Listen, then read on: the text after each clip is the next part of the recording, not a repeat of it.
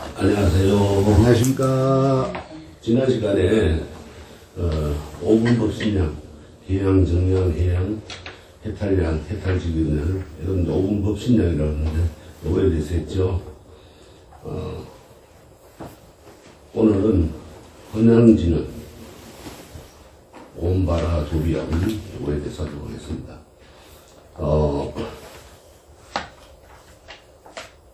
옴이라고 하는 거는 우리가 이제 기초교리 시간에 다 했죠.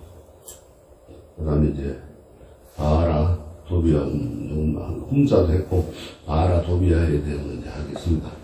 헌양진언이라고 하는 것은 향을 올리는 진언이라는 겁니다.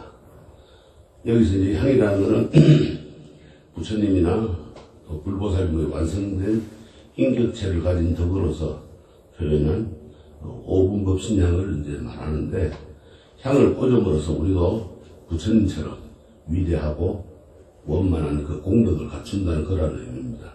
그런 마음으로 그 향 공양을 올려야 되고, 다시 말해가지고 향 하나를 꽂더라도 계양, 정양, 해양, 해탈양, 해탈직연향의 마음으로 꽂아야 하는 겁니다.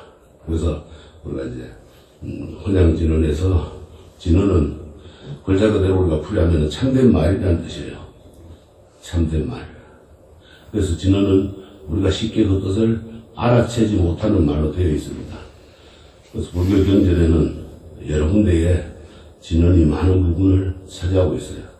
그래서 진언이라는 말 위에 이제 다른 말로는 다랄이라고도 하고 혹은 주문이라 이렇게 하고 쓰입니다.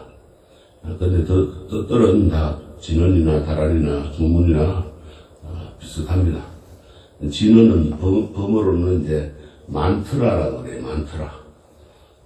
이거는 이제 번역을 하면 외울 주, 이제 신주, 밀주, 뭐 밀은 이렇게 이제 번역을 하는데, 전통적으로 이제 그 진언에 대한 것, 다랄이에 대한 것은 우리가 해석을 해오지 않았습니다. 그 이유는 이제 앞서 이제 시간에도 이야기했지만은 진언이 함축하고 있는 뜻이 매우 광범위해요. 그래서 한두 가지를 잘못 번역해 놓으면은 오히려 번역의 이제 본래의 의미가 거리가 생기기 때문에 번역을 함부로 안 했습니다. 그리고 실제로는 이제 그 뜻을 모르고 외워도 보이지 않는 세계에 신비한 힘을 발휘하는 그러한 것이 바로 진언이다. 그러니까는 뜻을 모르고 외워도 돼요. 꼭 알려고 하면은 그 진언이라는 건 이제 참된 말씀, 부처님의 참된 말씀이다. 즉 부처님과 하늘 천신들과 하는 말이라. 그러니까 우리가 못 알아들을 수밖에 없어요, 그 뜻을. 근데 그 뜻을 이해하려고 하려면 잘못하면 왜곡되기 때문에 안 하는 거예요. 그리고 진언이 이 함축하고 있는 그 뜻이 아주 광범위해요. 그래서 우리가 그거를 함부로 이제 번역을 안 합니다. 그리고 이해하려고 하지 않고 보는 그대로 그냥 독송하면서 수행 정진하는 겁니다. 그래서 우리는 눈에 보이는 세계만을 이해하려고 해요. 눈에 보이는 것만 우리가 인정을 하려고 그래요. 그러나 사실은 우리가 보지 못하는 세계가 훨씬 더 크고 넓죠. 눈앞에 보이는 것만 인정하면 눈앞에 보이지 않는 곳이 더 많다 이 말입니다. 그래서 정신의 세계, 영혼의 세계, 또 귀신의 세계, 또 불보살님의 세계, 이런 보이지 않는 세계는 우리가 상상할 수 없을 정도로 어마어마하고 큽니다. 그래서 보이는 세계는 보이지 않는 세계에 비하면은 빙산의 일각에 지나지 않아요. 그런 정도입니다. 그래서 우리가 옛날부터 뜻도 알지 못하는 진언을 자꾸 외우는 것은 보이지 않는 세계에 엄청난 그런 영향력이 미치기 때문에 배우는 겁니다. 그리고 진언의 그 영향력에 대해서 한 가지 일화를 소개하면은, 옛날에 중국의 장안에 유능한 거지가 중국 장안에서 이제 중국 여행을 떠났어요. 그는 중국으로 이제 여행을 나간 김에 거짓말을 꾸미면서 아주 이제 융숭한 대접을 받으려고 그랬어요. 변방의 어느 고래 가가지고 자기가 왕의 조카라고 속였어요. 그리고는 식사 대접을 받았어요. 왕의 조카라니까는 극진히 대접할 거 아닙니까? 그래서 자기 신분을 철저히 위장하기 위해 가지고 늘 이제 반전 투정을 보냈어요. 뭐 이거 해주면 이거는 뭐 어떠니, 저거는 해주면 저거는 뭐 어떠니, 이렇게 투정을 자꾸 반전 투정을 보는 거예요. 그렇게 하면은 귀족 취급을 해줄 줄 알았던 거예요. 그런데 어느 날 이제 고국의 그 장안에서 한 사신이 이제 이 중국에 볼일이 있어가지고 우연히 그 고을에 들리게 됐어요. 그래서 이제 그 고을 원님은 그 사신에게 이제 자초지종을 이야기하고 왕의 조카가 와가지고 매일 반찬 투정만 하는데 어떻게 하면 좋겠냐고 이제 그렇게 물었어요. 그러니까 이제 사신이 이제 생각을 하겠죠. 왕의 조카가 중국으로 여행을 왔다면 내가 알 수 있는 일인데 처음 듣는 이야기라. 그렇게 여행 갔다는 소리는 궁궐에서 못 들었거든. 그러니까 이제 사신이 왕의 조카라고 하는 사람한테 가가지고 인사를 하려고 나가서 보니까 왕의 조카가 아니고 장안이 유명한 거지였어요. 그걸 이제 그 유명한 거지가 장안에서 이름난 거지였던 거야. 그걸 알고 이제 시침을 했대요. 원님한테는. 왜? 저거 우리 장안에 거지라 그러면은 당장 목 날아갈 거란 말이에요. 그러니까 거짓말을 합니다. 그래서 이제 어떤 깨를 내는가 하면은 사실은 이제 고을원님에게 자기가 한마디 진언을 일러줄 테니까 그가 반찬 투정을 할 때마다 그 진언을 이제 말하라고 일러주었어요. 그것이 바로 이제 거지인 주제 이 말을 이제 일러주라고 그랬어요. 중국 사람은 이제 그 말을 뜻을 알 리가 없죠. 장안의 말을 변명해서 어떻게 알아요? 쉽게 말하면 경상도 사투리를 서울가 막 쓰니까 서울 사람들 모르듯이 이제 그렇게 했어요. 그리고 이제 사신이 떠나고 난 뒤에 이 왕의 조카라는 거지가 또 반찬 투정을 합니다. 그러니까는 이 고을원님은 이제 뜻도 모르고 거지인 주제에 이렇게 이제 자꾸 외웠어요. 앉아가지고 밥 먹는데 밥상 앞에 앉아가지고 거지인 주제에 이렇게 외웠어요. 그렇게 이제 무식한 뜻도 모르고 이제 자꾸 내뱉으니까 이 거지가 진짜 거지가 이제 듣고는 양심을 찔렸겠죠.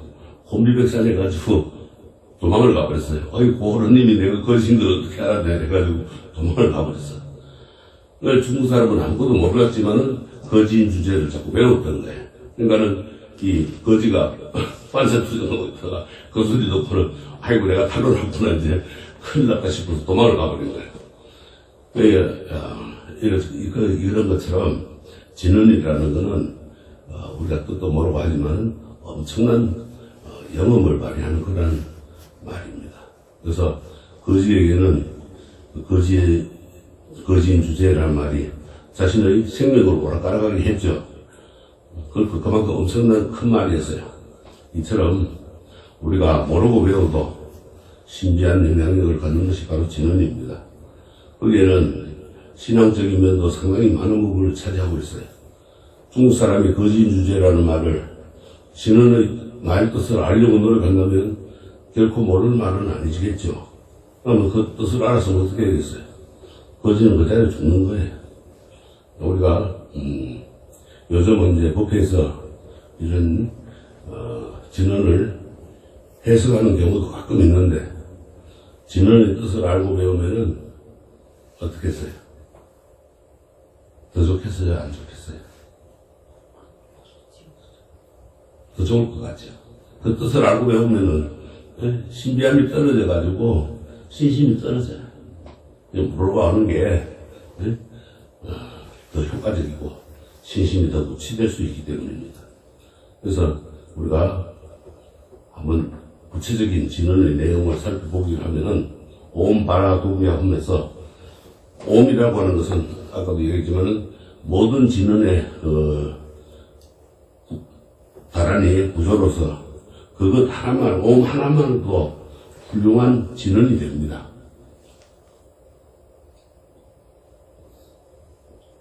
옴이라고 하는 것은 모든 진언의 모체가 되는 그런 진언 중의 진언이라.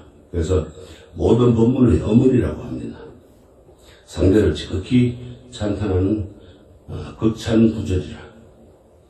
그래서 모든 소리의 근원이며 상대를 항복시키는 의미를 담고 있어요. 그래서 우리가 옴은 우주의 핵심이고 또 피한 열반의 길에 이르는 범선이고 또 우주 삼라만상의 근원이 되는 겁니다. 그래서 우리가 극락세계 가려면은 뭘 타야 돼요? 반야용선을 타야 된다. 지혜의 비를 타야 된다 그랬죠. 그것처럼 이 옴은 그 범선과 같은 그런 역할을 합니다. 그래서 우주와 삼라만상은 이 옴의 현현이라고 할 수가 있어요.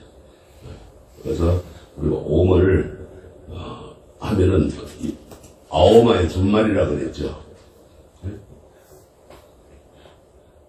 아오마의 준말. 그래서 우리가 헤아릴 수 없을 정도로 깊고 오묘한 말이라. 옴이라고 하는 것은. 그래서 이처럼 이 옴이라고 하는 뜻하는 게 아주 광범위합니다. 상중하를 뜻하기도 하고 또 축생계 사막도를 벗어나게 해주는 그런 말도 되고 이처럼 옴은 그 뜻이 매우 깊고 중요하지만 한두 마디로 해석할 수가 없어요. 나는 굳이 이제 뜻을 해석을 하려고 하지 말고 옴은 항상 진언의 맨 앞에 위치하고 전체 진언의 내용에 따라서 그 뜻이 달라질 수가 있어요.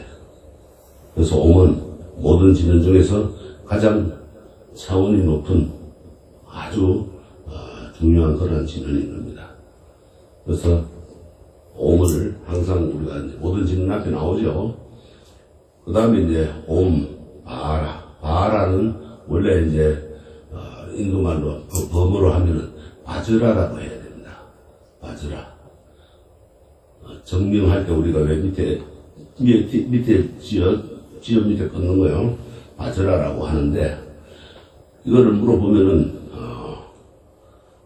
해석을 하면 흔히들 다이아몬드라고 많이 알고 있어요. 인도에서는 바즈라라는 말을 흔히 일상적으로 쓰고 있어요. 그래서 우리가 바즈라를 우리말로 옮기면은 금강이라고 합니다. 그리고 금강이라고 쓰고 적고 있습니다. 그래서 다이아몬드는 다른 어떤 것으로도 그것을 깨뜨릴 수가 없습니다. 그렇지만 다이아몬드는 다른 모든 것을 깨뜨릴 수가 있어요.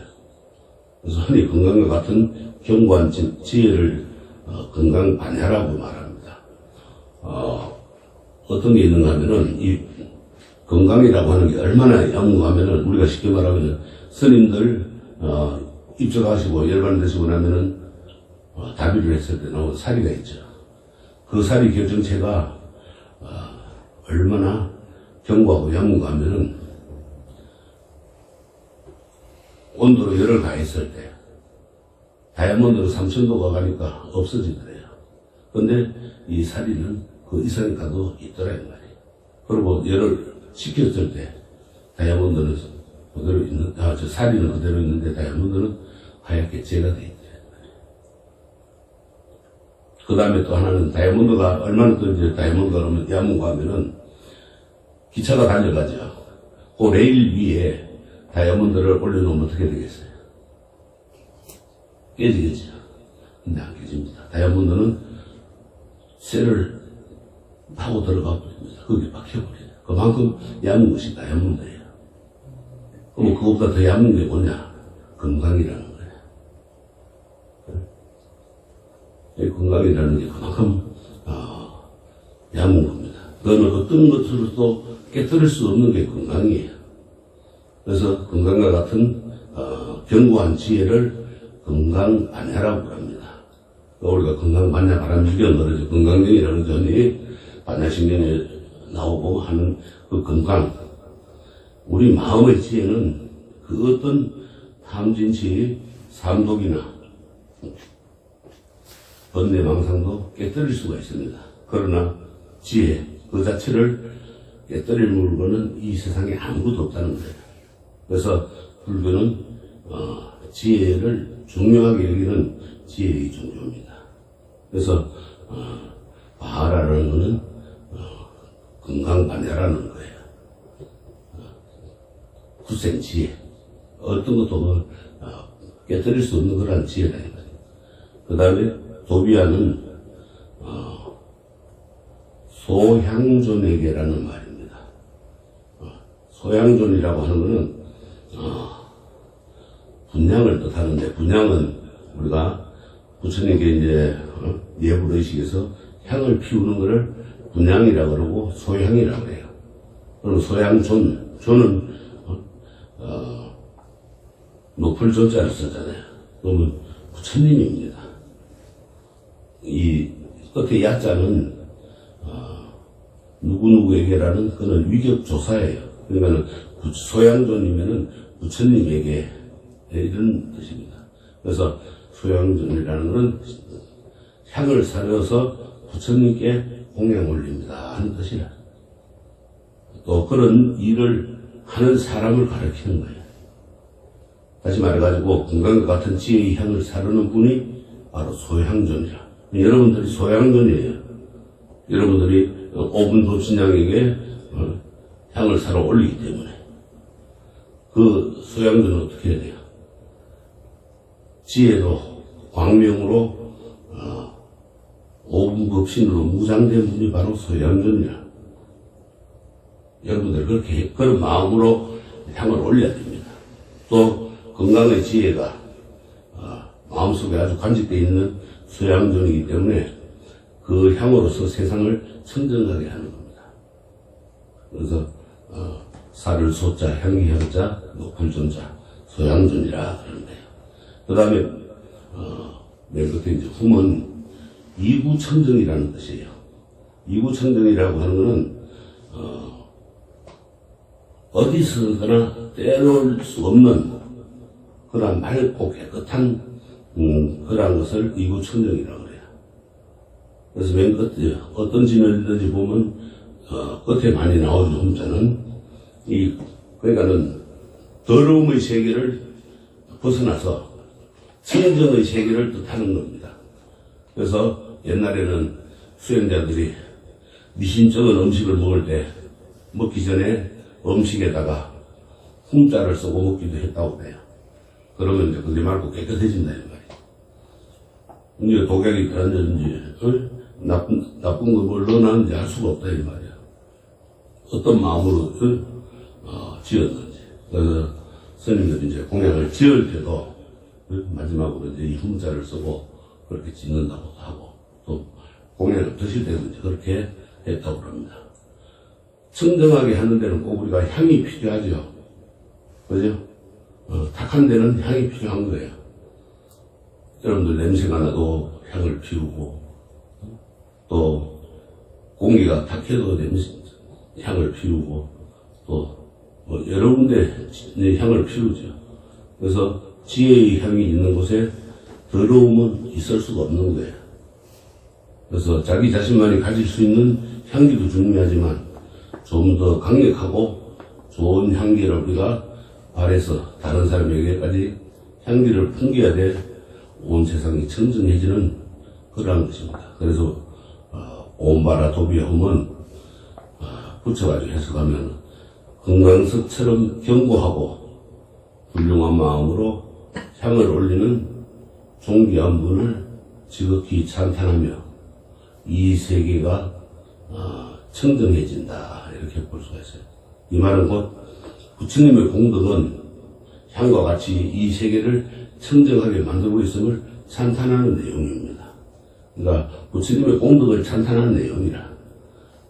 부처님의 있음으로 인해서 우리가 알고 우리 마음도 탐진지 삼독에서 벗어나고 신고의 삼업을 짓지 않게 되잖아요. 그래서 그 부처님의 공덕을 찬탄하는 내용이라. 헌양지는. 그 다음에 이제 넘어가면 뭐가 있습니까? 그 다음 구절이 지신기명내 상계도사 사생자부 시아본사 서가모니불이죠. 그것은 이제 상계의 도사이시며 사생의 자부이시며 우리의 근본 스승이신 서가모니 부처님께 지극한 마음으로 이 목숨 바쳐 기이하며 예배드리옵니다. 이런 것이라. 우리가 지신기명내 지극한 마음으로 지극한 그 다음에 기명내 우리가 기 돌아간다. 부처님께 기를 한다. 목숨 바쳐서 기해서 예를 올린다. 예배드린다. 상계도사라고 해요. 상계도사는 뭔가 하면은 상계라고 하는 건 우리가 욕계, 색계, 무색계를 삼계라고 해요. 또 뭐 다른 걸로는 이제 천계, 지계, 인계 이걸 또 뭐 상계라고 그러기도 하고 불계, 중생계, 신계 뭐 이런 것도 있고 이런데 여기서는 욕계, 색계, 무색계. 욕계는 색계, 무색계, 욕계, 상계 이제 하나인데 식욕, 색욕, 제욕 뭔가 하면은 식욕은 먹는 거, 이제 음식, 재물탐 이런 거는 그 제욕은 재물 탐내는 거, 색계는 우리가 이제 사음하는 거 이런 것이 이제 욕망이 강한 거 그걸 욕계라고 합니다. 그래서 우리가 머무는 세계를 즉 이 욕계라고 해요. 그 다음에 이제 색계라고 하는 거는 상계의 하나로서 이제 또 욕계와 무색계의 중간 세계입니다. 그래서 욕계처럼 탐욕은 없는데 색계는 욕계처럼 탐욕은 없는데 아직 색법을 얻지 못한 세계. 그러니까 탐심은 없는데 욕계에 대한 그런 욕계에서 일어나는 색욕, 식욕, 이 제욕에 대한 탐심은 없는데 아직까지 그 세계를 벗어나지 못한 단계. 그것을 이제 색계라고 그러고 무색계는 모든 색신, 육체, 이 물질의 속박을 벗어나가지고 마음만, 심신만이 존재하는 그런 정신적인 사유의 세계. 이거를 이제 무색계라고 해요. 이걸 다른 말로 무색천이라고 해요. 그 색을 다 벗어났다 해가지고 무색천이라고 합니다. 이 상계의 도사라고 해요. 도사는 이제 우리가 흔히 상계도사 그러면 길도자를 많이 이야기하는데 길도자가 아니고 여기서 이끌도자예요. 그래서 이끌도자, 스승사자 즉 부처나 보살님들을 통칭하는 말이라서 도사라는 거는. 그래서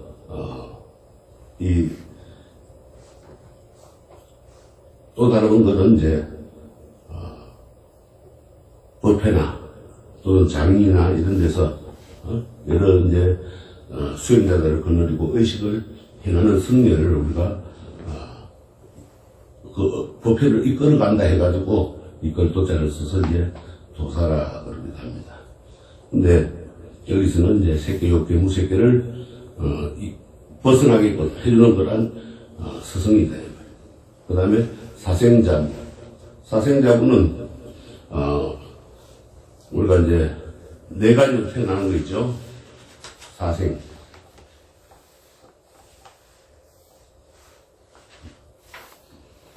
태생, 난생, 습생, 화생. 이 사생의 자부다. 자비로운 그런 아버지와 같다 이 말이에요. 어머니와 같다. 그 다음에 시아본사는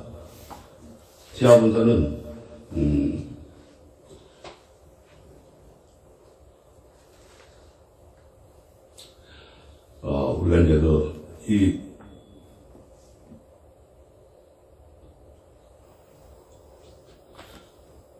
이 세상에 내가 있는 이 밑바탕에 스승이고 또 그 서가모니 부처님이 이제 상계에 이끌어가는 또 중생들의 근본되는 그런 스승이다 이 말이에요. 그래서 상계의 모든 중생을 인도해가지고 가르치는 스승이고 온갖 생명들의 자비하신 부모이고 또 우리들의 참다운 근본 스승 바로 서가모니 부처님입니다. 그래서 그 서가모니 부처님께 지극한 마음으로 목숨 다해서 기이하며 받들어옵니다. 이런 뜻을 갖고 있는 거예요. 그리고 이제 저 세밀하게 보면은 예배의 구체적인 대상이 삼보가 등장합니다. 여기 이제 이 예불을 칠정례라 그랬죠. 7번 예를 올린다 해가 칠정례라 그랬는데 거기에서 보면은 삼보가 등장하죠. 처음에 상계도사 서가모니부터 이제 서가모니를 빼고 그 다음에 뭐가 나옵니까? 그 다음 줄에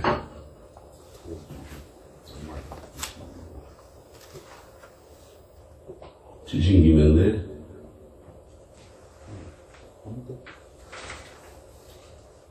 시아버서 다음에 뭐예요? 네? 시아버서 다음에 서가모니불 다음에 그 다음에 뭐예요? 시방상세 제망차례 상주일체 불타 야중이잖아요. 그죠? 거기 이제 불보라 부처님께 기이하는 거고 그 다음에 달마야중이죠. 달마야중은 가르침에 기이하는 거고 그 다음에 성보 맨 끝에 이제 나오죠. 성가야중이 나오죠. 그래서 우리가 이 세 가지를 이제 삼보입니다. 그래서 이 삼보는 불보, 법보, 성보 이 세 가지를 이루는 말인데 저쪽으로 여기서 이야기하는 불보는 부처님을 이루는 말이야. 모든 부처님이 다 해당이 되는 거예요. 위에 맨이 이제 서가모니 부처님은 화신불로 이 세상에 오셨기 때문에 우리를 이끌어주는 그러한 분이시고 이제 여기서 불보는 스스로 진리를 깨닫고 나아가서 다른 일을 깨닫게 하는 그러한 자가각타의 행위 원만한 분이다. 그래서 이 세상에서 귀중한 보배인 겁니다. 자가각타는 뭔가 하면은 자기 스스로 깨달음을 얻어가지고 모든 중생들의 구제하는 그러한 행위 원만한 분이다. 둘째 이제 법보는 부처님의 가르침을 말하는 거죠. 부처님의 교법은 세상의 그 어느 것보다도 소중한 보배입니다. 그래서 우리가 이제 육신에서 나오는 거는 우리가 뭐라 그래요? 육신살이라고 그러거든요. 육신살이. 그러면 여기서 이제 법보는 법신살이라고 그래요. 그 다음에 이제 성보는 성가살이라 그러는데 이 육신살이는 스님들 이제 다양한 육신살이 다 나와요. 근데 옛날에 이제 부처님 시대에는 다비를 어떻게 했는가 하면은 관이 있으면은 관 중앙된 부위 밑에 땅을 합니다. 항아리를 제일 큰 항아리를 묻고 그 다음에 관 내 모퉁이 부분에 해당하는 쪽에다가 그 중앙에 묻은 큰 항아리 반쯤 되는 것은 이제 3분의 1 되는 항아리들을 또 4개를 묻어요. 근데 항아리 속에 이제 매끈하게 이제 다 닦아가지고 물을 3분의 2씩 채워서 그 위에 이제 옛날에는 이제 종이가 없었겠죠. 그래서 돌로 덮고 그 다음에 위에 이제 흙으로 덮고 묻고 그러니까는 한자 더 파야 되겠죠. 그러니까 그 흙을 덮고 그 위에다가 관을 놓고 이제 다비를 했던 거예요. 그래서 그 항아리 속에 이제 사리가 나오는 거예요. 그게 진신살이에요. 지금 우리 현대에 와가지고 스님들 이제 다비하는 거는 전부 그냥 육신살이입니다. 왜 그러면 밑에 항아리를 안 하고 그냥 다비를 해가지고 그 재에서 나오는 살을 골라내는 건 이제 육신살입니다. 그래서 그런 이제 곡이 있는데 지금은 이제 그 번거롭기도 하고 또 그 살이 가지고 많이 왈가왈부 하니까 그래서 이제 그렇게 안 하고 그냥 지금은 또 이제 스님들 살이가 몇 가나 왔다 이야기도 안 합니다. 성철 스님 이후로는 전혀 그게 없습니다. 우리나라에는. 물론 스님들 살이가 나와도 모르죠. 몇 가가 나왔는지. 그 문중에서만 알죠. 문중 스님들이 이제 나중에 사후 수습을 하기 때문에 죄를 그때 이제 습골을 하면 습골이라 그러거든요. 습골을 이제 하면서 걷어들이면서 거기에서 이제 살이 나오는 겁니다. 그래서 우리가 이제 이렇게 이제 법신살이라고 그러고 그다음에 이제 성고는 부처님의 가르침을 수행하는 대중들을 말합니다. 즉 이제 요새 말로 스님이라고 그러죠. 그래서 옛날에는 이제 스님이라고 그러고 사문이라고 그랬어요. 사문. 출가해가지고 수행한다 해가지고 이제 사문이라고 그랬는데 성보는 기중하고 존경할 만한 것이 뭐 5배에 비유한 겁니다. 왜 그러냐. 이제 이런 말이 있어요. 하도 이제 신도들이 와가지고 스님들 그냥 도마 위에 올려놓고 왈가왈부 하니까 큰 스님이 하시는 말씀이 야 이놈들아 너도 머리 깎고 들어와가지고 하루만 중노릇 해봐라 그런 말씀을 하셨어요. 그만큼 힘들다는 거예요. 그걸 다 지키려면. 그래서 그걸 일단은 머리 깎고 이 출가를 했다는 것만 해도 큰 스승이 되는 거예요.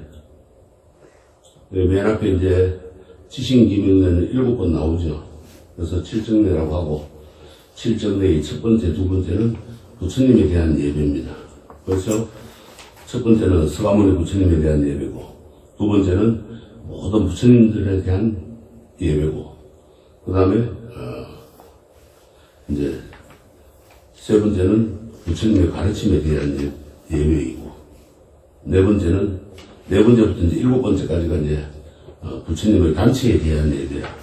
즉 불보살님들과 보살님들과 그 다음에 여러 조사님들 또 스님들까지 이제 해서 네 번째부터 7번째까지는 그렇게 이제 부처님의 단체에 대한 예배입니다. 그래서 이 칠정례가 예배의 기본이 됩니다. 예전에는 이제 보면은 칠정례 말고 또 많은 게 있습니다. 그러나 요사이는 이제 좀 공부를 보니까 좀 칠정례로 많이 합니다.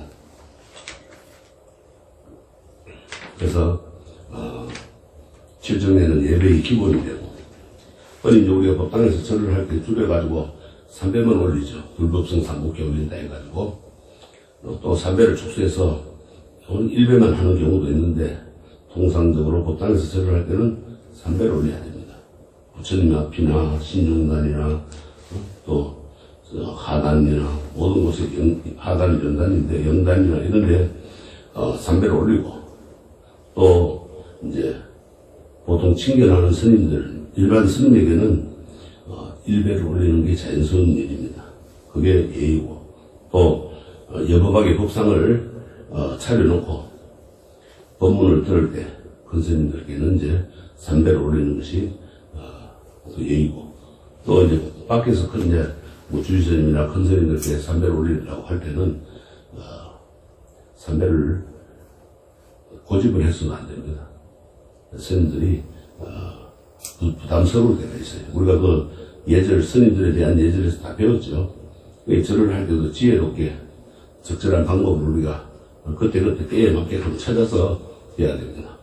그래서 우리가 이제 여기서는 그것도 7번씩이나 대풀이에서 나오는 지신기명에는 지극한 마음으로 목숨을 바쳐서 기이하고 예배한다는 그런 뜻입니다.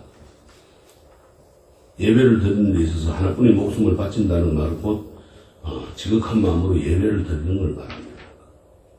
다시 말해가지고 예배하는 그 순간 모든 것이 일심동체 하나가 오롯이 돼가지고 그렇게 하나가 돼야 되는 겁니다. 우리가 108배나 3000배를 올리는 그 운동처럼 하는 경우가 있어가지고 이것을 불신운동이라고 해가지고 비판하는 종교인들이 있는데 그거는 아니고 미리 숫자를 정해놓고 거기에 맞춰가지고 절을 하는 것도 이제 중생의 병통을 고치는 하나의 좋은 방편이 될 수가 있어요. 여러분들이 1000배나 3000배를 해보신 분도 있는지 모르지만 처음 하시는 분들 보면은 1000배나 3000배를 시켜보면은 아주 별별 희한한 일들이 다 있어요. 오장육부가 다 그냥 운동이 돼가지고 독소가 다 빠지라고 몸에 그리고 우리가 이제 섭이 하나 한물 벗겨지는 거예요. 그래서 우리가 병통을 고치는 거예요. 육신의 병통을. 그래서 우리가 그렇게 하다 보면 이제 자칫 예외의 근본 정신에서는 벗어나는 경우가 있어요. 하나의 운동처럼 하니까. 그래서 단 한 번을 하더라도 온 우주가 녹아내리듯이 정성을 담아가지고 예배하는 것이 진짜 예배인 겁니다. 말 그대로 지신기명대로 하는 것이 예배의 기본 자세가 되는 거예요. 우리가 뭐 108참여할 때도 이제 지신기명대 108참여문에도 지신기명대 해가지고 시작해서 108번 절을 하면서 참여를 하죠. 이 모든 것은 절의 기본이 되어야 돼요. 첫 번째 이제 우리가 지신기명대라고 하는 거는 부처님께 하는 건데, 부처님은 상계의 도사이고 사생의 자부라고 그랬죠. 그러니까 나의 근본이 되는 스승이에요. 그게 부처님이라. 그러니까 그 나의 근본이 되는 스승이기 때문에 내가 예배를 드리는 거예요. 드리는 자, 절배자. 근데 절도 안 하면서 예배라고 그러죠. 그러면 안 됩니다. 그래서 우리는 부처님에 대한 근본 인식을 우리가 새롭게 할 필요가 있어요. 어떤 인식을 새롭게 해야 되느냐. 먼저 부처님께서는 상계의 도사입니다. 아까 얘기했죠. 새끼, 욕계, 무새끼의 우리를 구해주는 그런 도사다 이 말이에요. 그래서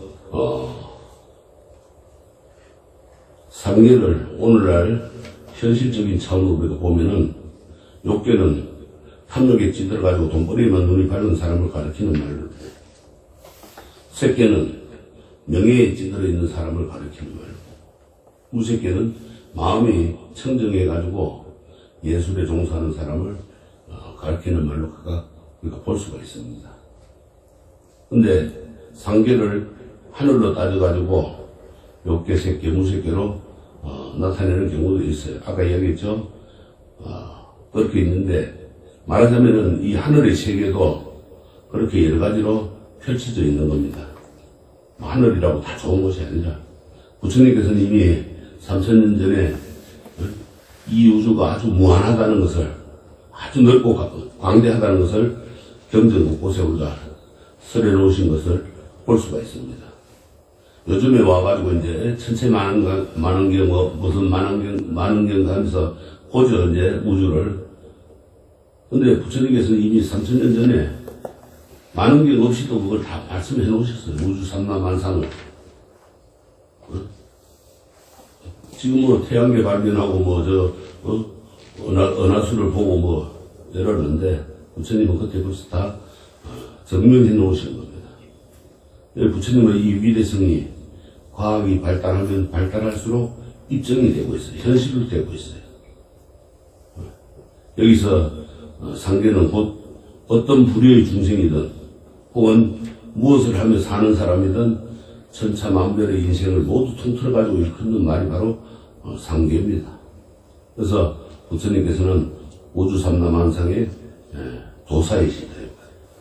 그래서 어떤 부류의 사람이든 간에 모든 사람들을 이끌고 안내하고 제도하는 스승님이 바로 부처님이신 거예요. 다음으로 부처님께서는 사생자부이십니다. 사생은 태로 태어나는 태, 또 알로 태어나는 난, 또 섭해가지고 일어나는 섭, 또 뜨고 열로 일어나는 화의 네 가지 형태 태어나는 중생들 있죠. 그 중생의 세계를 말하는데, 태생은 인간이나 짐승처럼 모체의 태에서부터 태어나는 거죠. 난생은 새와 같이 알에서 태어나는 걸 말하고, 습생은 물기가 있는 습한 곳에서 태어나는 벌레 등을 말합니다. 또 화생은 의지하는 곳 없이 변화하면서 태어나는 걸 말하는데, 극락세계에서는 태생하는 것이 아니라 화생한다고 말하는데, 그것은 중생계에 해당 안 되는 겁니다. 그 화생업도 이 화생업도 틀리는 거예요. 그래서 사생 중에서 제일 큰 중생이 태로 태어나는 중생이라. 그렇잖아요. 제일 크잖아요. 테란스파 중에 태어나는 중에 짐승 중에 한번 생각해 보세요. 태로 태어나는 게 제일 크잖아요. 동물 중에. 그래서 테란스파의 순서로 자가지입니다. 그래서 부처님께서는 사생의 자부이시고 인간은 물론 하찮은 미생물에게까지도 자비를 베푸는 분입니다. 그래서 다른 종교에는 그런 자비 사상이 없어요. 그냥 오직 인간만 바라보고 사는 게 다른 종교들이에요. 불교의 자비 사상은 아주 철두철미하게 완벽합니다. 부처님의 자비는 그 어디에도 미치지 않는 곳이 없어요.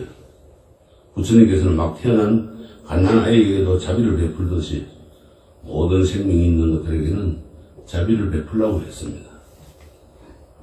여기서 사생은 어떤 양상으로 태어나든 모든 생명이 있는 것들을 통틀어서 일컫는 말이고 마지막으로 부처님께서는 시아본사라 그랬습니다. 이것은 가장 중요한 부분인데 시아본사를 글자 그대로 해석하면은 나의 근본이 되는 스승이라는 말입니다. 여기서 근본이 되는 스승이라는 말은 대단히 중요한 의미를 갖고 있는데 우리는 일생을 살아가면서 많은 스승을 만납니다. 그렇죠? 태어나면서부터는 부모라는 스승을 만나고 또 조금 더 이제 성장을 하면은 어린이집, 유치원, 학교 이런 스승을 만나고 사회에 나가서 또 직장 상사들의 스승을 만납니다. 스승이라는 것은 나의 가르침을 주는 모든 사람들을 스승이라고 그래요. 그래서 불교를 믿는 신도 중에 어떤 사람은 관세음보살을 스승으로 삼아서 열심히 관세음보살만 찾고 또 어떤 사람은 약사일부를 스승으로 삼아가지고 약사일부를 찾고 또 어떤 사람들은 지장보살님을 찾고 그와 같이 자기가 믿고 따르는 스승이 제각기 다양하지만은 그 모든 스승들을 추적해가지고 근본을 찾아가 보면은 서가모니 부처님이라는 겁니다. 예를 들어 우리가 관세음보살이나 지장보살 그 밖에 여러 선생님들부터 배운다고 해도 그 가르침을 거슬러 올라가 보면 결국 그것은 서가모니 부처님에게서 나온 것 말입니다. 자기 자신도 서가모니 부처님을 통해서 존재하는 겁니다. 그래서 우리가 관세음보살 기도를 하든 지장보살 기도를 하든 약사일의 기도를 하든 결국은 따지고 올라가 보면은 종착점은 어디냐? 서가모니 부처님이라는 거예요. 그래서 불교의 교조, 시조는 서가모니 부처님인 겁니다. 그래서 불교에서 이제 불자라면은 누구나 근본되는 스승신 서가모니 부처님의 생애와 내력에 대해서 잘 알아야 되는 거예요. 우리가 이제 책들 읽어보셨어요? 부처님의 생애? 숙제 줬는데 안 읽어봤죠? 예. 먹고 사는 게 바빠가지고 안 읽어봤어요? 노느라고 안 읽어봤어요? 그럼 잠자느라고 안 읽어봤어요? 다 들어갑니까? 부처님께서는 나고 죽는 일 외에는 공부하라 그랬는데 공부는 안 하고 보내. 옛날에 어떤 사람이 죽어가지고 연나대왕 앞에 가게 됐어요. 연나대왕이 그 사람에게 세상에서 어떻게 살았기에 지옥에 끌려와가지고 재판을 받느냐고 물었습니다. 그러니까 뭐라고 그랬겠어요? 나를 가르쳐주는 선지식과 지도자가 아무도 없어가지고 제대로 배우지 못해서 무식해서 이곳에 오게 되었습니다. 이랬대요. 그 말을 듣고 연나대왕이 그 사람에게 살아있을 동안에 건강하던 사람이 병들어 고생하는 것을 보지 못했느냐 이러니까 그 사람은 얼마든지 보았고 자기도 그런 경험을 했다고 이제 대답을 했어요. 그러니까 연나대왕이 이 세상에서 그거보다 더 훌륭한 선지식이 어디 있단 말인가 하고 부짖었어요. 이게 뭐냐? 생로병사라는 거예요. 그게 제일 큰 스승이라는 거예요. 그러고는 연나대왕은 그 사람에게 주위에서 이 세상을 가져가는 사람을 보지 못했느냐 그러니까 또 그런 일도 여러 번 보았다고 이야기해요. 그러자 이 세상에서 죽음처럼 훌륭한 스승을 보고도 배우지 못했단 말인가 하고 또 꾸짖어요. 그래서 세상에서 만나는 거는 이 태어나가지고 늙고 병들고 죽는 거를 그대로 다 봤으면서도 왜 공부를 안 했냐 이 말이야. 우리가 제일 훌륭한 선지식이 스승이 바로 늙고 병들고 죽는 게 제일 큰 스승이에요. 그러니까 부처님께서 이 생로병사에 대해서 고민을 했죠.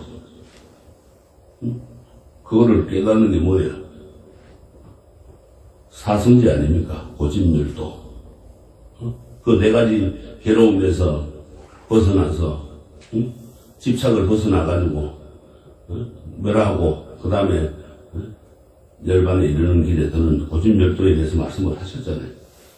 우리가 이 경전을 통해 가지고 많은 경전에 부처님의 가르침을 배우고 또 주위의 선지식들을 통해서 새로운 지식을 얻는 것은 단편적이고 지엽적일 수가 있어요.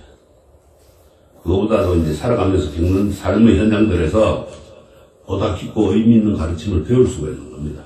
이 세상살이가 전부 모든 만나는 사람 모두가 다 나의 선지식이고 스승이에요. 우리가 환경에 보면은 선제동자가 53선지식을 만나러 가죠. 후범여행을 떠나죠. 다 나의 스승이에요. 부처님께서도 이 사문유관상의 세상을 둘러보기 위해 가지고 출발을 한 거예요. 사문유관상 동쪽으로 나가보고 남쪽으로 나가보고 서쪽으로 나가보고 북쪽으로도 나가보고 그러면서 세상을 또 돌아보고는 출발을 하는 거예요. 다시 말해가지고 이 네 개의 문을 통해 가지고 인간의 생로병사의 실상을 보고 출발을 하는 겁니다. 그래서 경전에서 말하고 있는 염라대의 질책도 바로 이 현실 속에서 기감이 되고 스승이 될 만한 것에 눈 뜨는 것이 중요함을 말해주고 있는 겁니다. 그 가르침을 통해 가지고 우리가 스스로가 깨닫고 발심하고 신심을 내게 되면은 그것보다 더 훌륭한 스승은 없습니다. 인생에 대한 근원적인 문제 해결이 불교의 최종 목표라고 했을 때 누구의 설명을 듣고 그걸 깨달아서가 아니고 그것만 듣고 깨닫는 건 매우 어려운 일이에요. 내가 보고 느껴야 됩니다. 스스로 경험하고 발심하는 것이 공부의 가장 빠른 지름길입니다. 그래서 마음의 문을 열고 보면은 도처에 어디든지 선지식과 스승이 가득함을 우리가 발견할 수 있어요.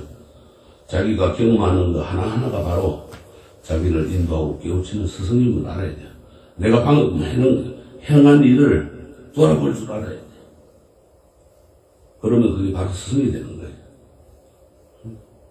그래서 불교를 공부하는 사람은 자기 마음으로부터 우러나오는 그런 일어나는 그런 마음, 신심과 그거로 인해서 진리에 대한 눈을 떠야 돼요. 설사 부처님께서 이 자리에 와서 가르친다고 해도 여러분들이 진정한 마음의 눈뜨면 스스로 깨닫는 것에서 이루어지는 것임을 명심해야 됩니다. 부처님이 주는 게 아니에요. 우리가 기도를 하고 정진을 하는 것도 결국은 자신 속에 있는 마음의 눈을 뜨는 그러한 하나의 계기를 마련하자는 겁니다. 불교는 모든 문제의 근본을 자기 자신에서 출발한다고 보는 거라는 종교입니다. 자각각탈하야 자신의 문제가 해결됨으로 해서 우주 삼라만상의 일들이 그 열쇠로서 풀어질 수 있는 겁니다. 우리가 관세음보살을 부르며 기도 정진하는 것도 결국 자신 속에 무한히 응축된 힘을 끌어내는 작업인 거예요. 쉽게 말해서 우리가 저 방송국에서 드라마를 내보내면은 전파를 타고 와서 그게 TV에 맞춰져 가지고 채널이 맞았을 때 나오죠.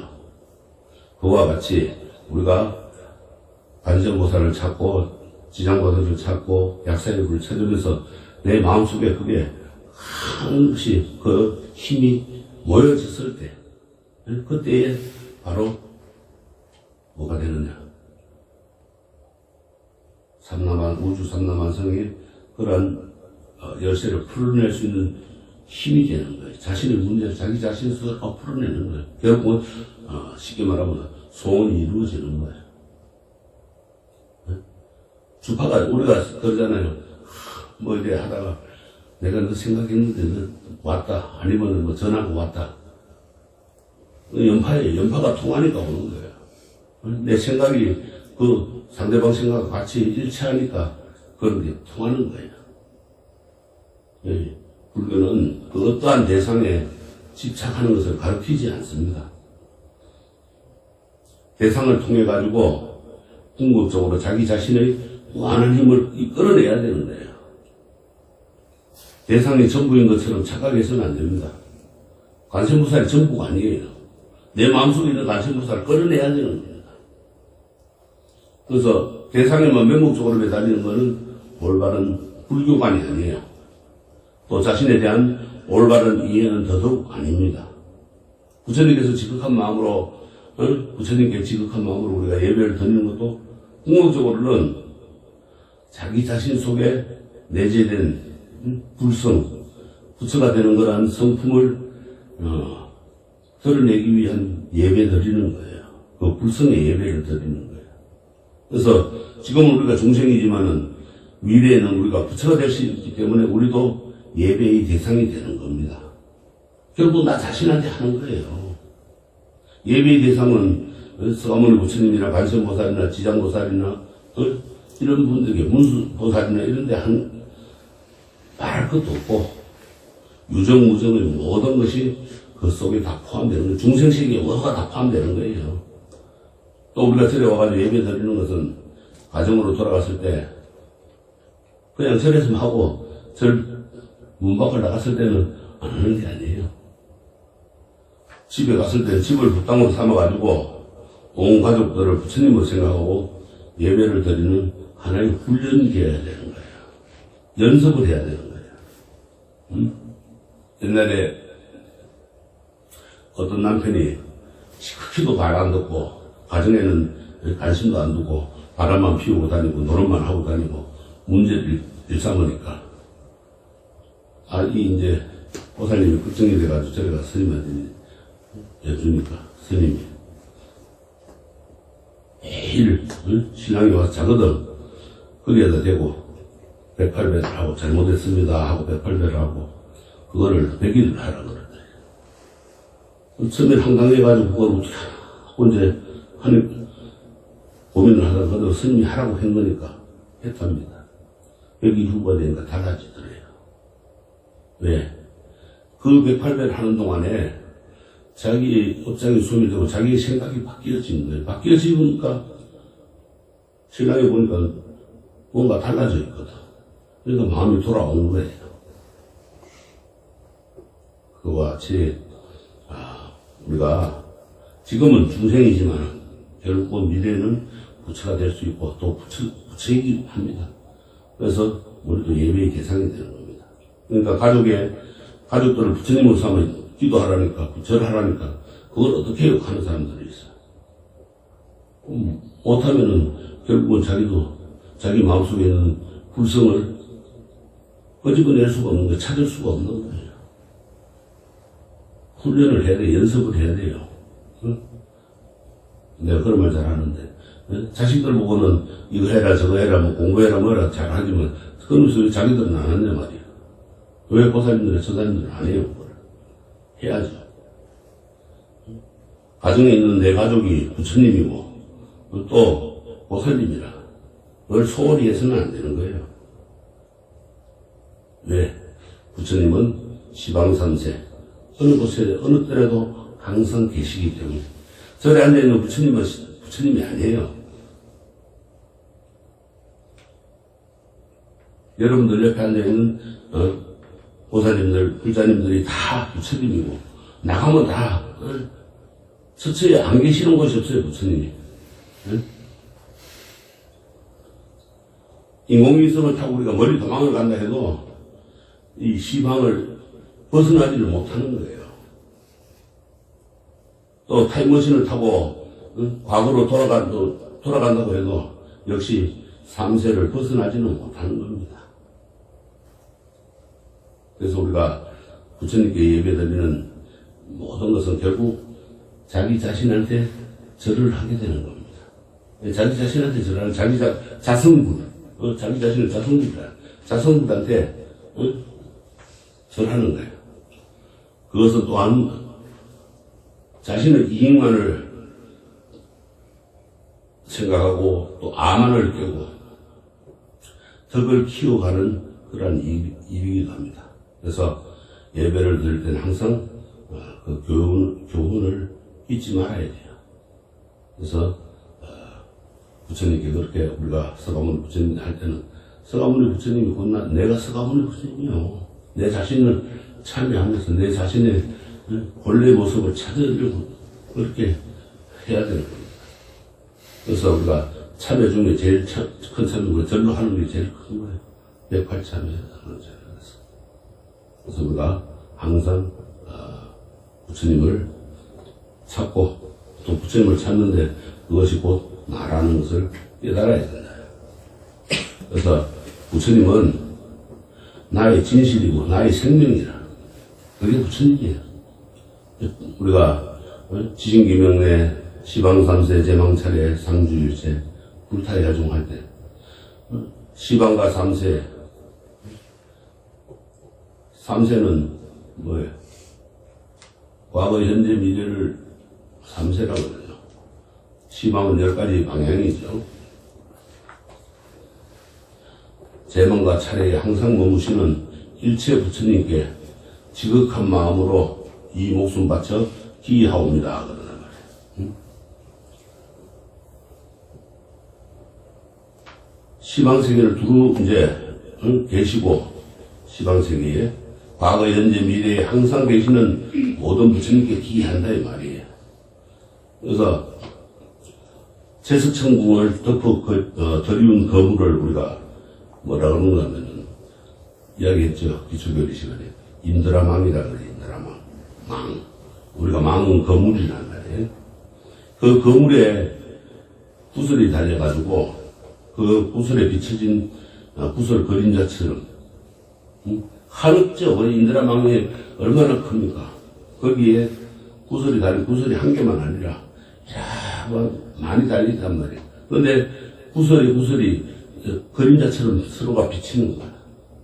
그거를 중중무진이라 그래. 한없이 많다 이 말이에요. 우리가 이제 그 한없이 많은 것처럼 부처님께 한없이 많은 부처님께 지극한 마음으로 이 목숨 다해서 기하며 맞도옵니다. 우리가 저 바다처럼 널리 두루 계시는 부처님께 지극한 마음으로 기한다는 거예요. 부처님에 대한 예배를 표현한 겁니다. 부처님은 시방삼세에 계시는 분이라. 시방삼세에 어디든지 안 계시는 곳이 없어요. 동쪽에도 계시고, 서쪽에도 계시고, 남쪽에도, 북쪽에도, 또 동남, 서남, 위에도 있고, 아래도 있고, 다 계신다, 이 말이에요. 우리가 동서남북을 사방이라고 그러고, 동남, 동북, 서남, 서북, 이거를 사유라고 그래요. 그 다음에 상하, 그걸 합해가지고 10가지 방향, 시방이라고 그런다, 이 말이에요. 또, 삼세는 우리가 얘기했듯이 과거세, 또 현세, 미래세. 과거를 전생이라고 그러고, 현재세를 우리가 이생이라고 그러고, 미래세는 내생이라고 그러죠. 불교에서 이 시방은 공간적인 건 개념을 나타내는 말이고, 삼세는 시간적인 개념을 나타내는 말이에요. 이 말은 곧 어느 곳에서나 또 어느 때라도 부처님은 항상 있다는 말이야. 나와 항상 함께하고 있는 거예요. 어디를 가라 부처님이 있고, 또 어느 때라도 아침이든 점심이든 저녁이든 아니면은 내일이든 모레든 어제든 항상 부처님이 계신다.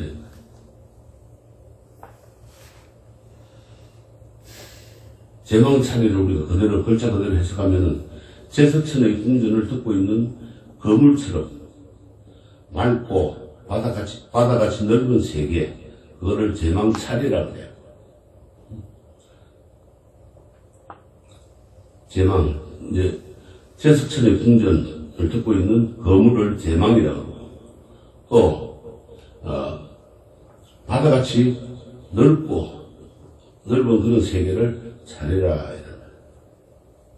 그래서 불교에서는 많다는 의미로 제망이라는 말을 많이 씁니다. 제석천에 하늘에 펼쳐져 있는 거물에는 매듭매듭마다 우리가 그 영롱하고 투명한 구슬이 달려 있어요.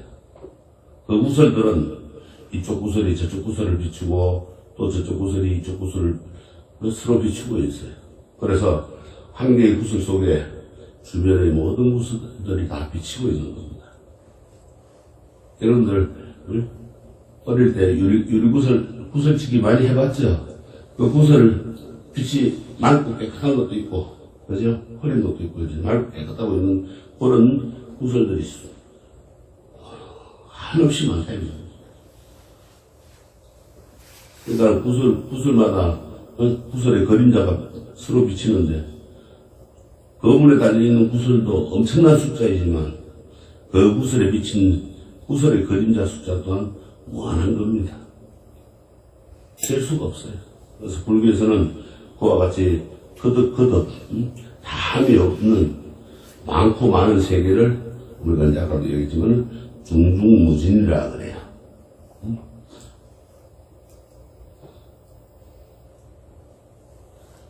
그러니까 우리가 무게가 아주 무겁고 한없다 이 말이야. 없설무, 진짜는 다될 진짜. 그러니까는 없어지고 끝이 없다 이거야. 그래서 우주 삼라만상이 바로 이 중중무진하게 펼쳐져 있다는 그런 의미라. 그러니까 이 태양계가 있고 저 건너가면 또 다른 태양계가 있고 또 다른 세계가 있고 가면 갈수록 그런 게 있다 이 말이야. 결국 그렇게 중중무진하게 펼쳐져 있는 세계에 부처님이 항상 계신다 이 말이야. 어느 곳이든 다 계신다는 뜻입니다. 그러니까 우리가 서방정토는 서쪽으로 10만 유선을 지나야 거기에 알미타 부처님이 계신다고 그랬어요. 또 동쪽으로는 한없이 가야 또 약사리 부처님이 계시고 다 있다는 말이에요. 그래서 제석천의 구슬에 비친 그림자 구슬처럼 많이 널려있는 우주 공간에 부처님께서 계신다는 그런 불교의 세계에는 우리가 실로 놀라지 않을 수가 없어요. 우리가 지금 태양계를 넘어서 가지고 번화계로 지금 법을 많은 경우로 보면 다 보이죠. 그 이상도 지금 있다 이 말이에요. 보이지 않는 그 이상도 있다. 그러니까 과학이 아무리 발달할수록 우주관에 부처님의 우주관에 놀라는 거예요. 그래서 우리가 서양의 과학자들이 불교로 많이 개종을 하고 기여를 했어요. 이런 걸 보니까 놀랐거든. 2500년, 3000년 전에 부처님께서 말씀을 해놓으신 그게 실제로 존재한다 이 말이에요. 존재하지 않는 게 없는 거예요. 미국의 인공위성을 발사하는 그 과학연구소에서 화엄경을 교재로 연구한다는 이야기가 있어요. 화엄경 안에는 화장세계라는 부처님의 우주관에 대한 이야기가 끊임없이 펼쳐져 있어요. 화장세계에 나오는 화장도는 인공위성 연구소에서 우주를 관측해가지고 그린 도표하고 너무나 흡사하고 똑같다는 거야. 부처님은 3000년 전에 이미 해안으로 이 중중무진한 한량없는 우주세계를 보신 겁니다. 그리고 말씀을 해놓으신 거예요. 우리가 천체만원경을 넘어서 가지고 법을 만원경 아무리 발달하더라도 부처님 지혜의 안목은 따라갈 수가 없는 겁니다. 그래서 요즘에는 과학과 불교를 접목을 시키는 책들도 많이 나오고 있어요. 불교를 과학이 증명하고 있는 겁니다. 과학이 발달할수록 부처님의 그 위대함에 세상 놀라는 게 과학자들이에요. 네. 그래서 예전에는 영국이나 독일 이런 데 과학자들이 많이 기라고 지금 미국의 과학자들 오히려 지금 많이 거기 감동을 하고 있고 그 연구를 많이 하고 있어요. 우리가 밤하늘에 맑은 하늘을 쳐다볼 때 떠있는 별들은 수없이 많죠. 헤아릴 수가 없죠. 그것은 우리가 사는 이 지구보다도 훨씬 더 큰 것들입니다. 태양계는 말할 것도 없고 무수한 은하계는 그야말로 불가설 항하사 불찰미진수 무량소의 세계라. 다시 말하면은 불가설 그 태양계는 말할 것도 없는 거잖아. 우리 태양계 이거는 하나뿐이야. 항하사 인도의 그 경지정에 모래 수만큼이나 불찰미진수 수를 세할 수 없어요. 그것처럼 무량수의 세계가 펼쳐져 있다 이 말이에요. 그러니까 우주 만상은 말로 표현할 수 없을 정도로 무한한 세계인 겁니다. 그런 세계에 부처님은 항상 계시는 겁니다. 그 다음에 이제 마지막에 불타의 야중은 모든 부처님께라는 뜻입니다. 불타는 붓다 부처님이라는 뜻이죠. 야는 누구에게라는 그런 이제 위격 조사라. 그래서 중은 무리 혹은 많다는 그런 이제 복수의 뜻이 있습니다. 그래서 우리가 무리중자를 쓰죠. 그래서 이제 지신기명내 시방삼세 제망차례 상주일체 불타야중은 모든 공간과 시간을 다 채우도록 많고 많으며 항상 계시는 부처님께 지극한 마음으로 예배드린다는 뜻입니다. 이 말은 이제 우리가 바르게 정확하게 이해하려면은 여기서 이제 부처님의 세 가지 양상에 대해서 이제 세 가지 양상에 대해서 알아야 합니다. 그래야만 우리가 예배를 드리거나 기도를 하는 이유를 알 수가 있어요. 부처님께 세 가지 몸이 있다고 해가지고 삼신부들이라고 그럽니다. 그것은 이제 법신, 보신, 화신을 말하는데 우리가 알고 있는 역사적인 인물로서는 이제 서가모니 부처님은 말하자면 화신에 해당합니다. 화신부들이라. 화신인 서가모니 부처님은 하나의 꼭두각시에 불과한 거예요. 그 꼭두각시를 조종하는 진짜 부처님이 있는데 그게 바로 법신이라. 법신은 오늘 서가모니 부처님을 있게 한 참된 주인공이에요. 그래서 삼신부를 쉽게 이야기하자면은 법신불은 부처님의 본체이며 내면적인 겁니다. 화신불은 외형적이고 현상적인 것을 말하는데 그것이 이제 합해져가 우리에게 미치는 영향을 보신불이라 이렇게 합니다. 그래서 부처님에 대한 세 가지 다른 모습에 대해 가지고 정확히 알아야 올바른 믿음을 가질 수 있습니다.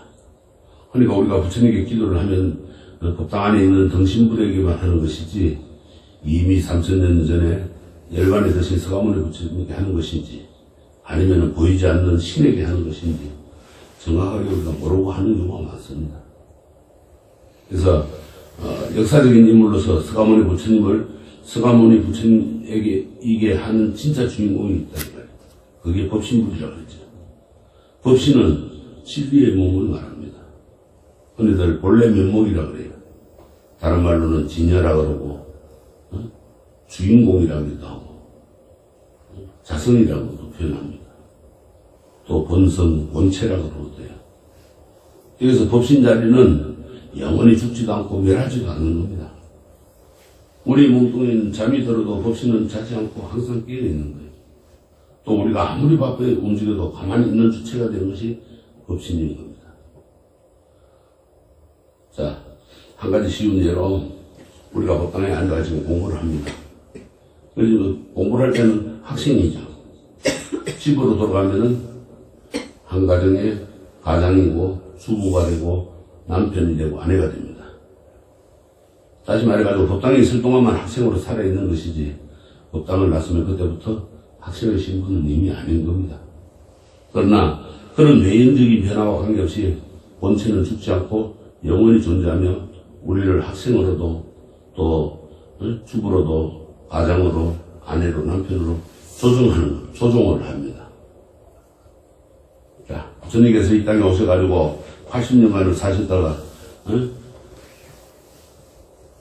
마치 그 땅에 앉아 잠깐 공부하는 학생으로 머물러 있던 것 같습니다. 비록 3000년 전에 부처님은 열반을 하셨지만은 법신불은 영원히 살아계시는 거예요. 그래서 우리의 마음자리는 그 영원히 존재하는 부처님의 법신자리와 맞닿아 있습니다. 우리가 예배드리고 기도하는 행위는 부처님의 법신자리와 자신의 마음자리를 맞닿게 하는 그런 운동이에요. 아까 이야기했죠. 주파수 연파가 통한 파장을 갖게끔 하는 겁니다. 그렇기 때문에 무조건 기도를 하는 것이 중요한 게 아니라 정확하게 제대로 해야 되는 겁니다. 그렇잖아요.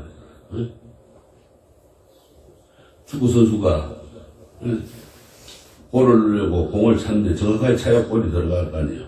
근데 비차면은 빗나게 차면 어떻게 되겠어요? 안 들어가죠. 그와 같이 중요한 것은 정확하게 제대로 알아야 돼요. 그래서 부처님의 본체와 자신의 본성이 하나로 일치되게 기도를 해야 돼요. 그래야 우리가 소원하는 바를 이룰 수가 있는 겁니다. 그렇잖아요. 텔레비를 보려면은 거기에 채널을 잘 맞춰야만 되잖아요. 지금들은 뭐 틀면은 잘 나오는데 옛날에는 아날로그 시대는 어때요? 채널 맞추려고 그냥 애를 썼죠. 안테나도 돌려보고 뭐하고 그래도 지지거리고 안 나오죠. 또 위에 가다가 잘 맞추면 또 좀 나오다가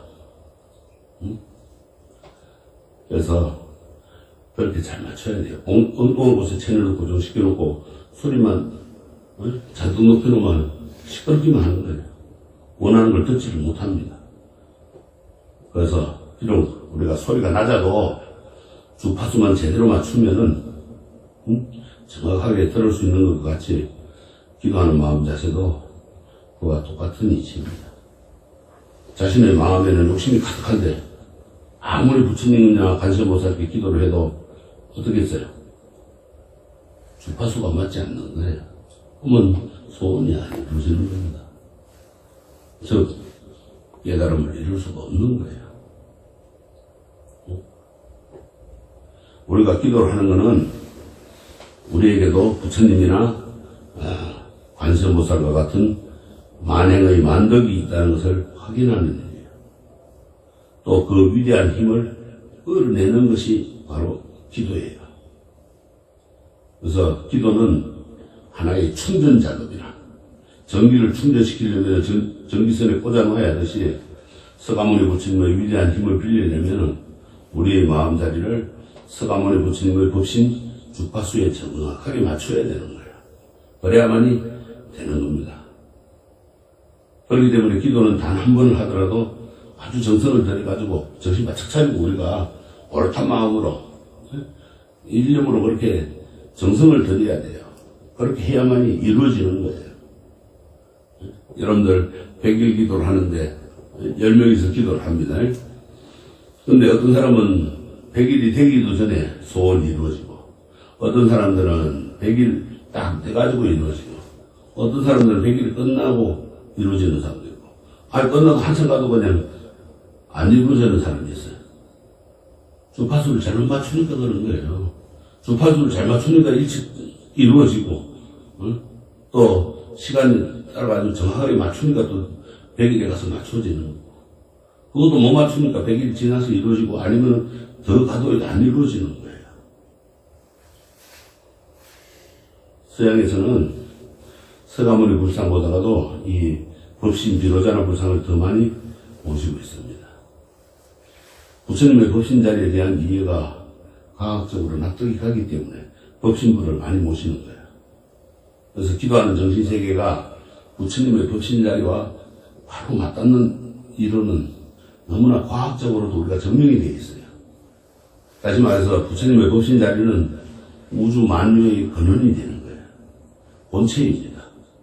그래서 우리가 서가모니 부처님의 법신자리와 똑같음을 확인하려면은 채널과 주파수를 정확하게 맞춰줘야 됩니다. 그래야만이 이루어지는 거예요. 물리학에서 같은 소리를 내는 것을 공명이라고 그래요. 공명. 비록 떨어져 있어도 똑같은 주파수를 맞춰 놓으면 두 소리가 함께 울리는 성질이 있어요. 그와 같이 우리의 마음 자세가 부처님의 법신자리와 채널이 맞아 떨어지면 공명하게 된다. 이루어지게 된다. 그래서 이 세상에 존재하는 모든 물질은 그 나름대로 힘을 갖고 있습니다. 그것을 흔히 이제 자장대라 이렇게 합니다. 모든 사물은 자장대를 갖고 있기 때문에 서로 영향을 미치고 영향을 받습니다. 우리가 자기장이라고 그러죠. 부처님의 법신은 수억 급 동안 공덕을 쌓은 것이기 때문에 우리에게 엄청나게 영향력을 미칩니다. 그 영향력은 시간과 공간을 초월해가지고 무한한 힘인 겁니다. 그래서 부처님의 법신에 대한 이해는 올바른 믿음을 갖게 하는 대단히 중요한 대목이에요. 그래서 우리가 이 법신부를 비로자나 부처님을 모시고 있는 도량들은 가보면 대부분 아주 기운이 세요. 해인사가 그렇고 해인사가 비로자나 부처님 모시고 있는 화엄도량입니다.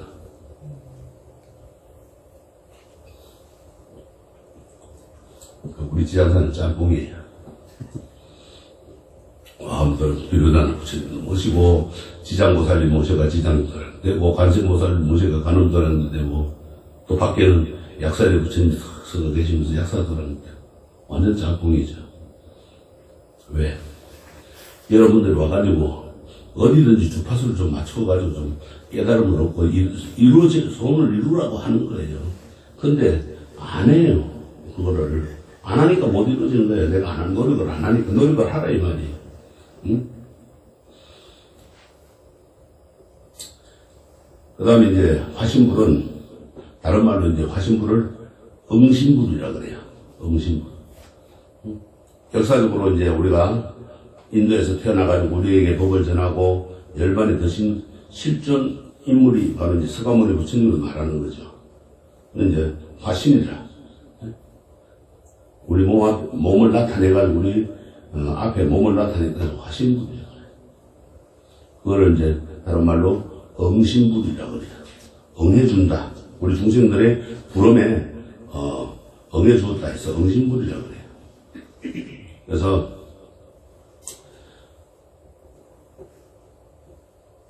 우리가 흔히 법당에 조각해가지고 모셔놓은 거는 모두 등신불이래. 또 각 가정에 가면은 모셔놓은 부처님의 사진이나 뭐 아니면 그림이나 조각 모든 것은 화신불의 범주에 속합니다. 그런데 우리는 이 화신불이 없으면은 아까 이야기했던 법신물을 만날 수가 없습니다. 그래서 화신물이 있어야 법신물을 만날 수가 있고, 그 다음으로 이제 보신물은 흔히 공덕의 몸이라고 합니다. 그래서 공덕신이라고 해요. 다른 말로 바꾸면 하나의 영향력이 크다고 할 수 있습니다. 똑같은 삶을 살아가더라도 각자 쌓은 복덕과 지혜에 따라서 그 영향력은 서로 다르죠. 그렇죠? 새쌍둥이가 태어나든 열쌍둥이가 태어나든 다 틀리죠. 똑같지 않죠. 똑같지 않습니다. 그거는 바로 이 공덕심, 공덕을 쌓은 게 틀리기 때문에 그런 거예요. 이제 다른 말로 하면 우리가 쌓아놓은 업장이 다르기 때문에 그렇거든요. 업이 다르기 때문에. 부처님의 자비와 지혜의 영향력은 우리와 감히 비교가 될 수 없는 일입니다. 전기로 비교하자면은 우리가 겨우 자기 앞을 비출 수 있는 30척짜리 전기라면은 부처님은 수십억 볼트가 흐르는 그런 엄청난 양의 전기라. 우리는 지금 220볼트의 전기 밑에서 불 켜놓고 마구 살고 있죠. 부처님은 천둥 번개가 치면은 10만 볼트 이상의 전류가 흐른다 그러거든요. 그거보다 더 큰 아주 수십억, 수십억의 전류가 흐르는 그런 전기입니다. 그렇기 때문에 온 인류를 다 비추고 이 우주를 다 비추고도 남는 거예요. 그게 부처님 세계가. 이 삼신불을 우리가 달에 비유해가지고 설명을 하면은 법신불은 하늘에 항상 떠있는 달을 말하고, 화신불은 청강유수 청강원이라. 물이 있으면은 어느 곳에서나 다 비치는, 물에 비친 달을 말하고, 보신불은 달빛을 말합니다. 삼신불도 중생의 이해 정도에 따라서 비춰지는 모습이 각기 다르죠. 달을 보는 데 있어서 컵을 갖다 놓고 보면은 컵에 비친 달은 아주 작지만 큰 바다에 가서 보면은 달의 크기가 다르죠. 우리가 어떤 마음으로 보느냐에 따라서 그 차이는 엄청난 겁니다.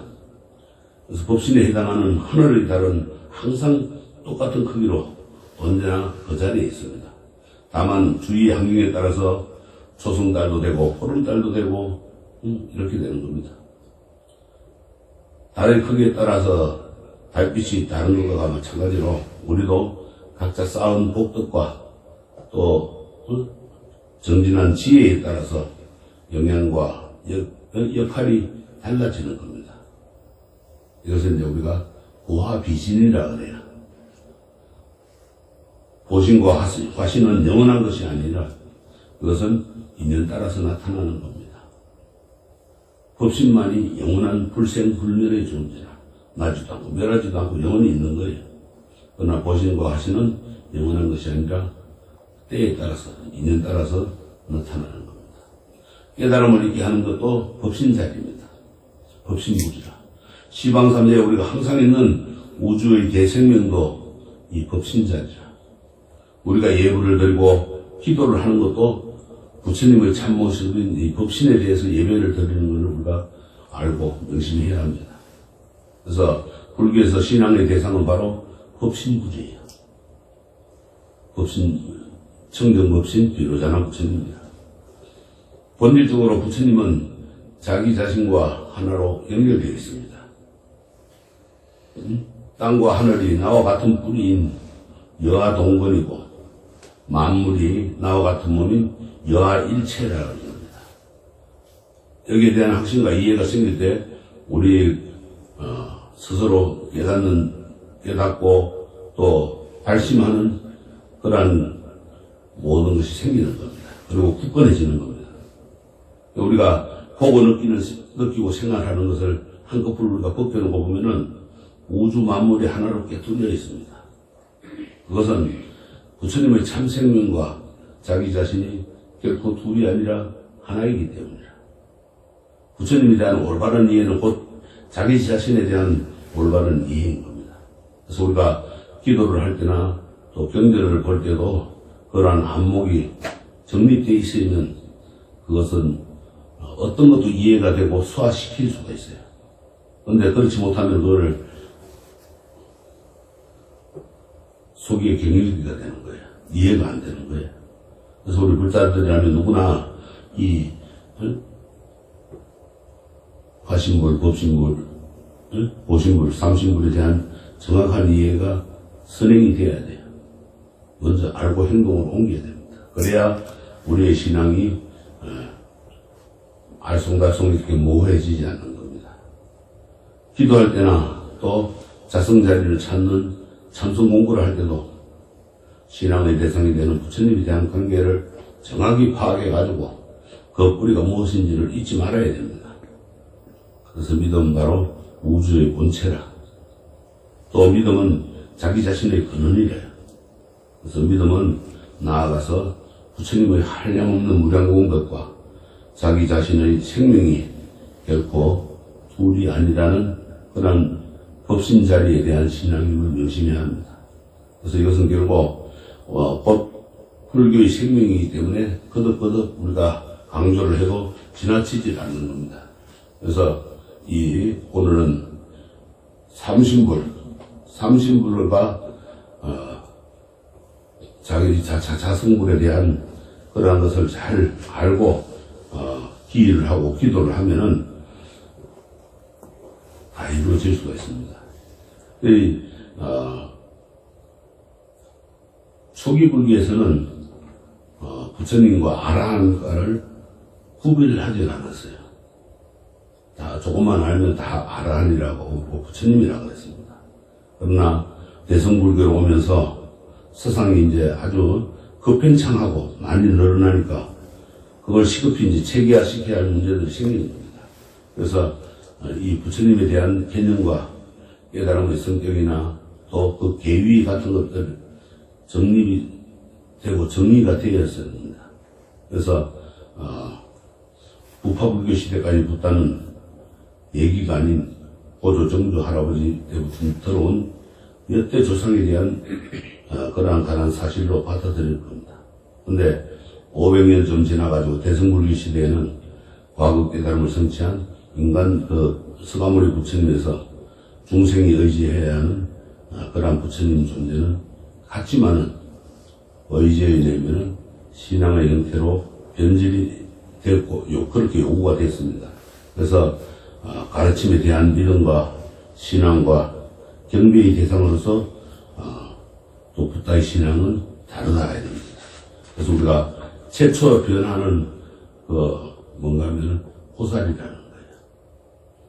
그러니까 이제 아라한을 보살로 이제 바뀌는 거예요. 대성불교에 와서.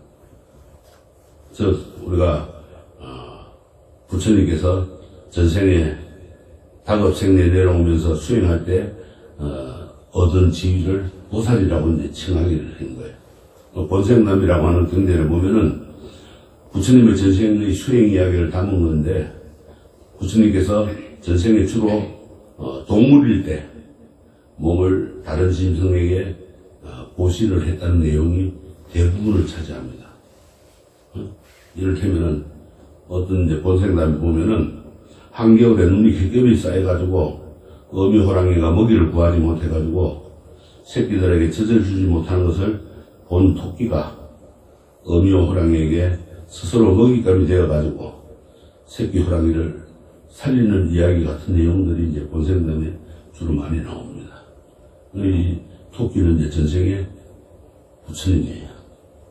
우리가 대성불교에서는 인간 부처님이 서가모니 부처님이 성불했다면은 과거, 현재, 미래에도 성불할 수 있는 그런 인간들이 더 많아야 한다고 생각을 했던 겁니다. 그래서 수행 중인 보살도 많아지고 과거에 성불한 부처님도 많아지고 또 미래에 성불할 부처도 많아지는 걸 보면은 대성불교에 오면서 다 많은 부처님과 많은 보살 사상이 성립되는 겁니다.